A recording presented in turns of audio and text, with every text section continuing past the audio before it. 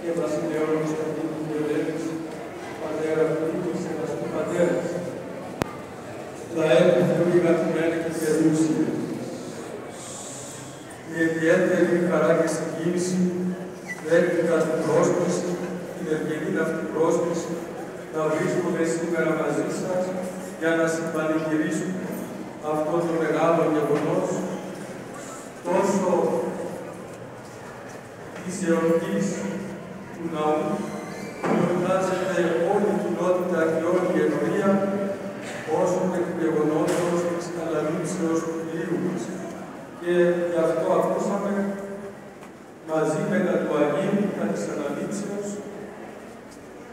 και τα νοήματα των δύο αυτών εορτών είναι πολλά. Δεν θα ήθελα να σας κουράσω, διότι ήδη έκλεινε η ημέρα και αύριο με τη βοήθεια του Θεού θα είμαστε εδώ όλοι μαζί ως ένα σώμα του Χριστού και Εκκλησία για να πάρουμε δύναμη πολύ από το Άγιο Θυσιαστήριο με τη χάρη του Θεού.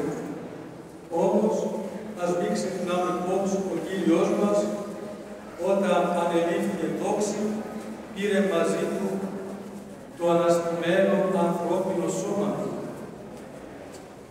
Άρα λοιπόν ήταν μεγάλη η έκπληξη των αγγέλων όταν είδαν τον Λόγο του Θεού κατά τη γέννησή του να έρχεται και να κατοικεί στην Παρθένο Μαρία και μετά να επιστρέφει με ανθρώπινο σώμα θεωμένο, και είναι μεγάλη τιμή αυτή για όλους εμάς τους ανθρώπους, για την ανθρώπινη φύση. Γι' αυτόν τον λόγο μπορούμε να εικονίσουμε τον Θεό στο πρόσωπο του Υιού και Λόγου.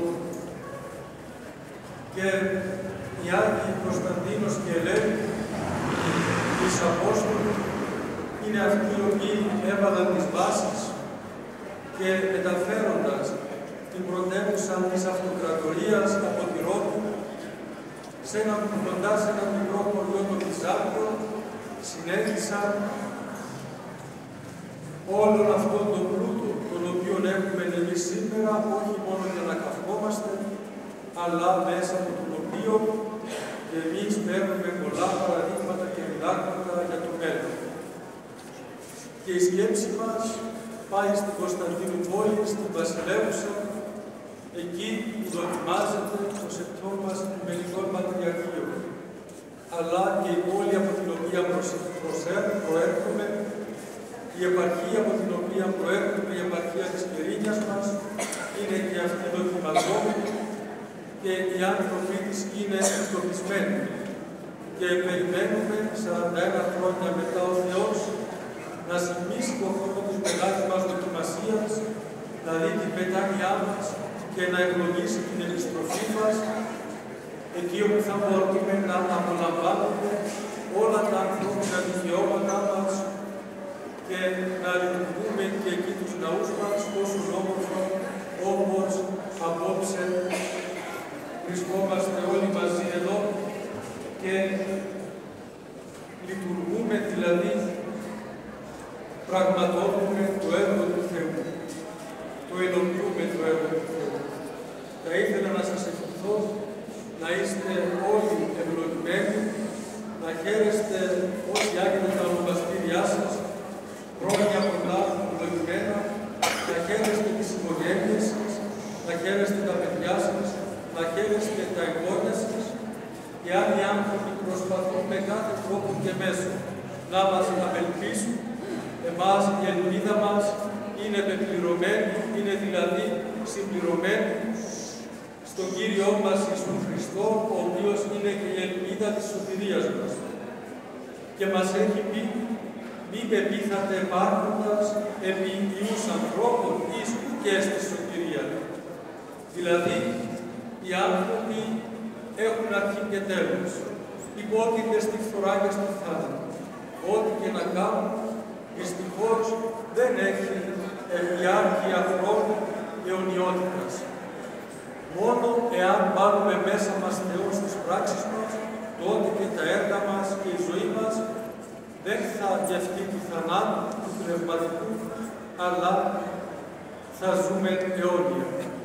Αυτή λοιπόν την αιωνιότητα καλούμαστε να γευτούμε από αυτή τη γη και να έχουμε μέσα μας βέβαια την ελπίδα ότι τα λόγια του Κυρίου μας είναι λόγια αληθινά.